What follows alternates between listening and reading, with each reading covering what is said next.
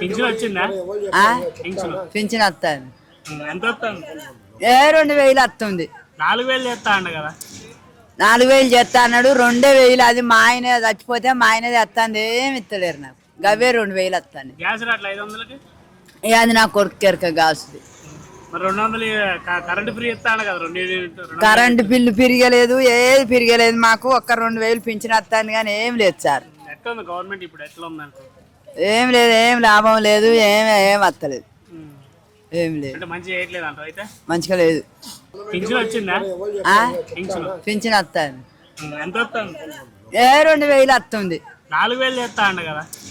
4000 చేస్తా అన్నాడు. 2000 అది మా ఆయన చచ్చిపోతే మా ఆయనది వస్తుంది. ఏమి ఇస్తలేరు నాకు. గవే 2000 వస్తాను. గ్యాస్ రాట్లా 500కి. అది నా కొడుకు కెరక గాసుది. మరి 200 కరెంట్ ఫ్రీ ఇస్తా అండ కదా. కరెంటు బిల్లు పెరగలేదు, ఏది పెరగలేదు. మాకు ఒక్క 2000 పింఛన్ వస్తాను కానీ ఏం లేదు సార్. ఎట్లా ఉంది గవర్నమెంట్ ఇప్పుడు? ఎట్లా ఉంది అనుకో? ఏం లేదు, ఏం లాభం లేదు, ఏం వస్తలేదు, ఏం లేదు. అంటే మంచిగా చేయట్లేదు అంట. అయితే మంచిగా లేదు. పింఛన్ వచ్చిందా? పింఛన్ వస్తుంది. ఎంత వస్తుంది? 2000 వస్తుంది. 4000 చేస్తా అండ కదా.